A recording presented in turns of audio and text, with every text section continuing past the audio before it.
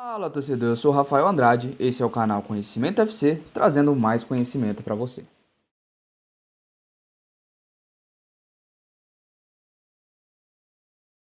Sabe, para a gente conseguir decifrar o nosso mundo social, a gente precisa primeiro aprender o vocabulário dele. É que nem qualquer ciência, a sociologia tem a sua própria linguagem.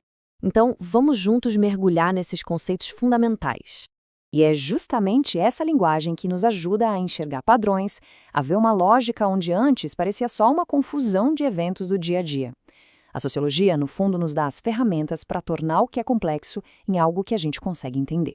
Bom, esse aqui é o nosso roteiro. A gente começa com o básico, o vocabulário mesmo. Depois, vamos entrar num debate clássico que é o coração da sociologia. Daí, a gente analisa como a sociedade se divide, usa a educação como um exemplo prático e, no final, a gente vê o poder que essa nova forma de enxergar as coisas nos dá. Certo, vamos lá. Os conceitos que a gente vai ver agora são a base de tudo, o alicerce. Pensa neles como se fossem os tijolos que constroem qualquer análise sociológica séria. E agora, a gente entra num verdadeiro choque de titãs do pensamento. De um lado, Emile Durkheim e do outro, Max Weber. É a briga para saber quem vem primeiro, a sociedade que nos molda ou nós que moldamos a sociedade.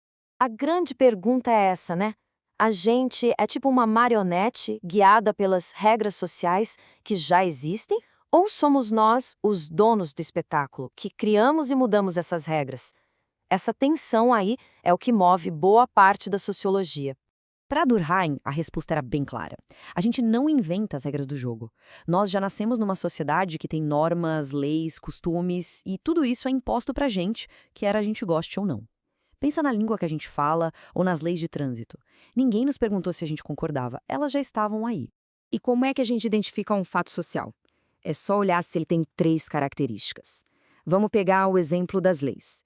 Elas existem antes da gente nascer, ou seja, são exteriores, elas valem para todo mundo, são gerais, e, se a gente não seguir, tem consequência. Isso é a coercitividade.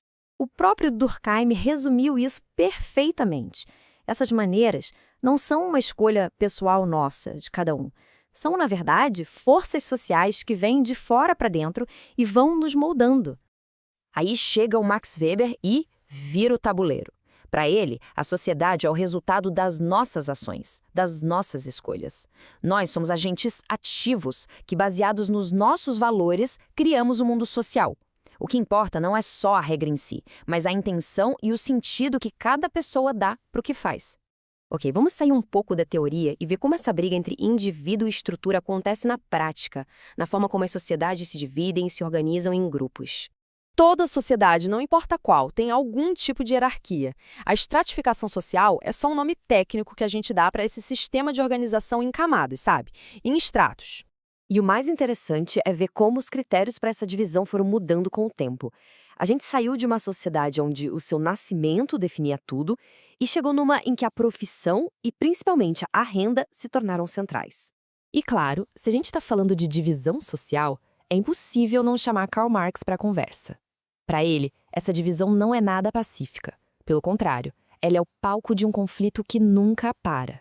O foco do Marx era totalmente econômico. Para ele, a sociedade se divide basicamente entre quem é dono dos meios de produção, a burguesia, e quem só tem a própria força de trabalho para vender, o proletariado.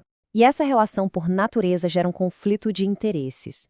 Agora, vamos pegar esses conceitos e aplicar em algo que todo mundo conhece muito bem: a educação. Será que ela funciona como uma escada para subir na vida ou como um muro que mantém cada um no seu lugar? A visão mais otimista é essa, né? A de que quanto mais educação formal uma pessoa tem, maiores as chances de conseguir um emprego melhor, uma renda maior e, com isso, subir na vida. A educação como uma escada. Só que tem um outro lado da moeda. Quando o acesso a uma educação de qualidade não é o mesmo para todo mundo, o próprio sistema de ensino pode acabar reforçando as divisões que já existem na sociedade. Aí, a educação vira um muro. E isso acontece de várias formas. Pensa bem. Escolas com estruturas totalmente diferentes, a falta de recursos em umas e a abundância em outras, o suporte que uma família com mais dinheiro consegue dar, até o peso que um diploma de uma faculdade de elite tem no mercado. É um exemplo perfeito de como uma mesma coisa pode ser, ao mesmo tempo, solução e problema. Bom, agora vamos dar um passo para trás e ampliar o nosso olhar. Vamos tentar entender o grande palco onde tudo isso acontece: a sociedade e a cultura. Essa definição é ótima, porque a sociedade não é uma coisa parada, estática. Ela é essa teia dinâmica, cheia de gente e grupos se relacionando. E o que dá sentido a tudo isso, o que conecta os fios dessa teia, são os significados que vêm da nossa cultura. Se a gente pensar na sociedade como o hardware, a cultura é o software. É o sistema operacional que roda na nossa cabeça. É aquele conjunto de instruções que a gente aprende desde criança e que guia nossas ações, que define o que é certo e errado dentro do nosso grupo. E aí a gente chega no ponto principal. No fim das contas, por que tudo isso importa? Porque dominar esses conceitos nos dá uma lente nova, muito mais poderosa, para analisar o mundo de um jeito crítico. A chave é essa aqui. A sociologia nos lembra que ninguém é uma ilha. Nós somos, ao mesmo tempo, produtos da sociedade em que a gente vive, mas também somos produtores dela. Nossas vidas estão todas conectadas numa grande história coletiva. E é com essa provocação que a gente encerra.